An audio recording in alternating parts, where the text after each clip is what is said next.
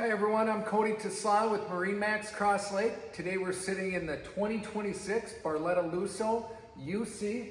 This has got the new screens in it for 2026.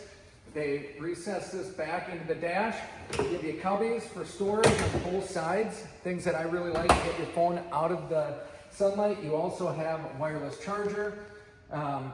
With these screens, you have the ability to have your map on both or separate and still be able to see all of your gauges.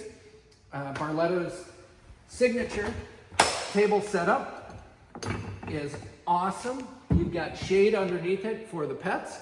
You also have the table off to the side, and for you and your passengers, it gives you a nice walkthrough. Going to the front, we've got heavy-duty door. You'll see the base on here. It's also see-through, so as you're pulling up to a dock, you can see through that. As we go to the back of the pontoon, we've got our Ultra Lounger here, which is really, really nice with the